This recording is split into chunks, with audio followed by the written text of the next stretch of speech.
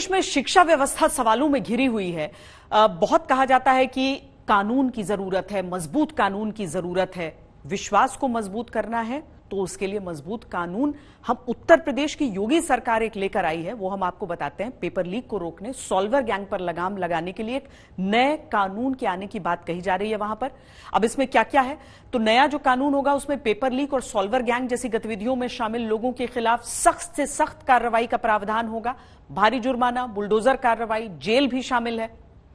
अब उत्तर प्रदेश सरकार paper counting को रोकने के लिए एक नई नीति की घोषणा उसने की है। इसके तहत हर शिफ्ट में 2 या अधिक पेपर सेट होने चाहिए। प्रत्येक सेट के प्रश्न पत्रों की छपाई अलग अलग एजेंसीज के माध्यम से कराई जाएगी। पेपर कोडिंग को भी और व्यवस्थित किया जाएगा। साफ सुथरे रिकॉर्ड वाले कॉलेज ही परीक्षा केंद्र बनाए जाएंगे। परीक्षा केंद्रों में सीसीटीवी की व्यवस्था अनिवार्य होगी, जरूरी, मस्ट। भर्ती परीक्षा आयोजित करने के लिए 4 एजेंसियों की अलग अलग जिम्मेदारियां होंगी। अब एग्जाम देने के लिए अभ्यर्थियों को अपने गृह मंडल से बाहर जाना होगा, लेकिन यह प्रतिबंध दिव्यांगों या महिलाओं पर लागू नहीं होगा। 4 लाख से ज्यादा अभ्यर्थी अगर होंगे तो परीक्षा 2 चरणों में आयोजित की जाएगी। रिजल्ट बनाने में धांधली रोकने के लिए भी व्यवस्था है। आयोग और बोर्ड में ही ओएमआर शीट की स्कैनिंग होगी। प्रश्न पत्र में एक गुप्त कोड भी होगा, सीक्रेट कोड। प्रश्न पत्र के हर पेज पर unique barcode, QR code, unique serial number जैसे गोपनीय सुरक्षा चिन्ह लगाने होंगे ताकि जरूरत पड़ने पर इसकी सीरीज के बारे में जानकारी हासिल की जा सके। क्वेश्चन पेपर लाने और ले जाने के लिए बॉक्सेस में छेड़छाड़ रोधी मल्टी लेयर पैकेजिंग होगी। प्रिंटिंग प्रेस चयन की पूर्ण गोपनीयता रखी जाएगी। प्रेस में आने वालों की जांच की जाएगी। सभी के पास आईडी कार्ड रखना जरूरी होगा। कहते हैं ना, केवल कड़े कानून से कुछ नहीं होगा, कड़े कानून पर कड़ाई से अमल जरूरी है। पेपर लीक होते हैं, इनको क्या रोका जा सकता है? अगर हां तो कैसे, यह जानने के लिए हमने अपने एक्सपर्ट से बात की। इस धांधली को कैसे रोका जा सकता है? सबसे पहले तो जो एनटीए में ऑफिसर्स हैं उनको हमें अकाउंटेबल बनाना होगा, रिस्पॉन्सिबल बनाना होगा। दूसरा सबसे बड़ा इसको रोकने का तरीका ये है कि आप ऑनलाइन एग्जामिनेशन कीजिए, क्योंकि अगर आप ऑफलाइन एग्जामिनेशन करते हैं, सेंटर में बुला के पेपर प्रिंट करवा के भेजते हैं, तो उसका लीक होने के चांसेस बहुत ज्यादा रहते हैं। क्योंकि आप प्रिंट करके कुछ दिन पहले आपको हर सेंटर के, देश के हर सेंटर पे भेजना होता है, और कहीं ना कहीं अगर एक पॉइंट पे भी आपकी वो चेन ब्रेक होती है, एक पॉइंट पे भी अगर कोई करप्शन करता है, अगर एक पॉइंट पे भी कोई, उस पर कुछ ऐसे लोग मिल जाते हैं जो पेपर को लीक करते हैं, तो वो पूरे इंडिया में फैल सकता है। अगर हम ऑनलाइन तरीके से पेपर कराएंगे, कंप्यूटर सेंटर्स पे हम बुला के पेपर लेंगे, तो काफी हद तक हम इसको रोक सकते हैं। क्योंकि कंप्यूटर सेंटर्स के थ्रू अगर हम लेंगे तो वो आईडी पासवर्ड के बाद ही पेपर खुलता है। पीछे से अप्रूवल जब तक नहीं आती तब तक वो पेपर उसमें नहीं ओपन होता है। तो सबसे पहली चीज तो ये है। और दूसरा, अगर आप ऑनलाइन पेपर लेते हैं तो उसमें रेंडमाइजेशन होता है। जैसे क्वेश्चन नंबर 1 होगा तो किसी और का वो क्वेश्चन नंबर 5वां होगा, किसी और का वो क्वेश्चन नंबर 10 होगा। तो आप इसमें चीटिंग के चांस भी बहुत हद तक कम हो सकते हैं।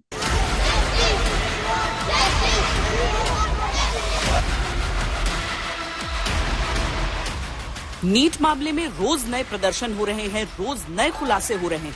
इस बीच सरकार ने एंटी पेपर लीक कानून लागू कर दिया। नए कानून में पेपर लीक के दोषियों को 3 साल से 10 साल तक की सजा और 10 लाख से 1 करोड़ रुपए तक जुर्माने का प्रावधान रखा गया है।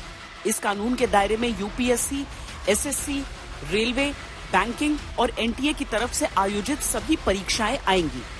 सवाल सिर्फ नीट का और नेट का नहीं है। बड़ा सवाल यह है कि 77 साल हो गए इस देश को आजाद हुए, और लगातार जो मिडिल क्लास है, जो एजुकेटेड क्लास है, उसके पास एक ही भविष्य की किरण है कि इन कॉम्पिटिटिव एग्जाम्स को क्लियर करके उनके बच्चे भविष्य बनाएं। उनको लगातार धोखा मिला है। और 4 जून को इन बच्चों का रिजल्ट आया, 4 जून को आप लोग का भी रिजल्ट आया। अगर ये बच्चे हारा हुआ फील कर रहे हैं तो आप में से भी कोई नहीं जीता है, आप सब हारे हैं। क्योंकि इस देश में 70% जो यूथ है 35 ईयर से कम एज का है।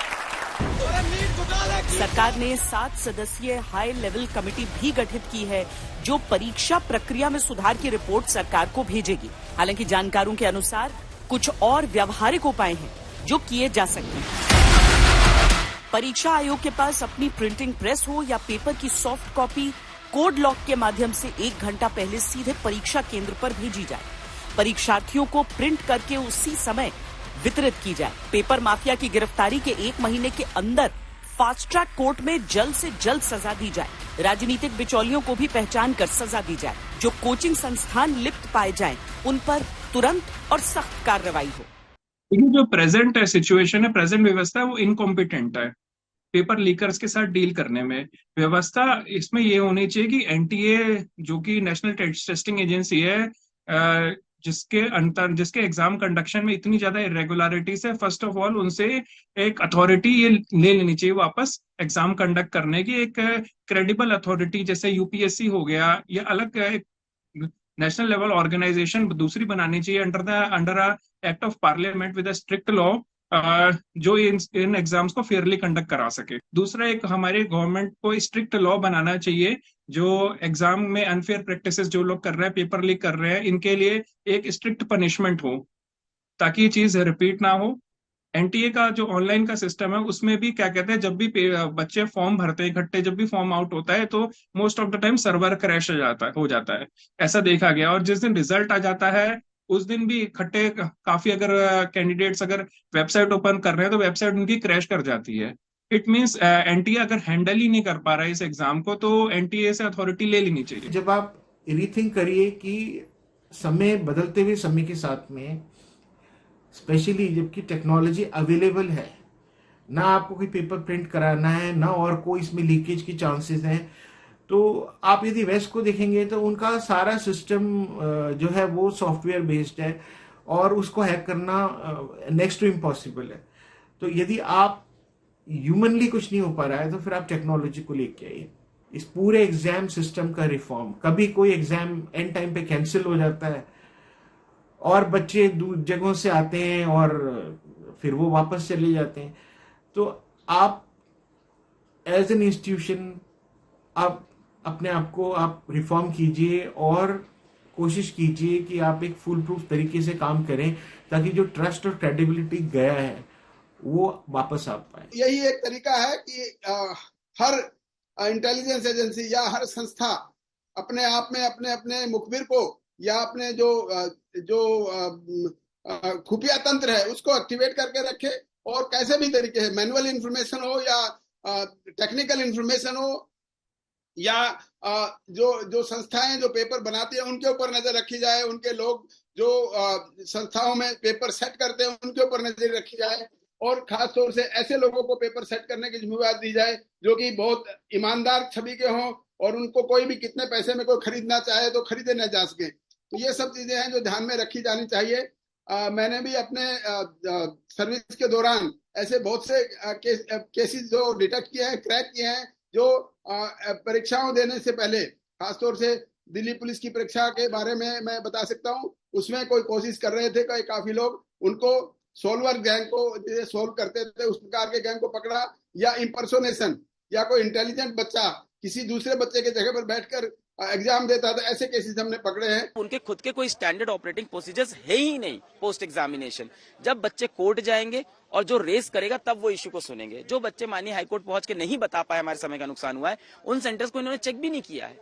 देश में 4750 सेंटर है, क्या हर एक सेंटर के लिए ये एक एफिडेविट दे सकते हैं कि हमने इंश्योर किया है कहीं और समय का नुकसान नहीं हुआ है? क्या ये एक एफिडेविट दे सकते हैं? क्या ये एक ऑडिट करा सकते हैं इस बात की? नहीं करा सकते ना। सारी चीजें खराब नहीं है इस देश में, एनईपी अच्छी बनाई है हम लोग ने। यूपीएससी का एग्जाम इतने अच्छे से यही इसी देश में होता है, कभी पेपर लीक नहीं होता। आईआईटी एडवांस का एग्जाम क्या खूबसूरत तरीके से होता है, कितना बेहतरीन टैलेंट निकल के आता है, और वहीं पे एक एग्जाम इस तरह से हो रहा है। तो ऐसा नहीं है कि हमारे पास एग्जाम्पल्स नहीं है जहाँ चीजें सही हो रही है, उनको अडॉप्ट करते हैं ना और सीरियसली लेते हैं ना। इसको क्यों इतना लेट बैक तरीका है?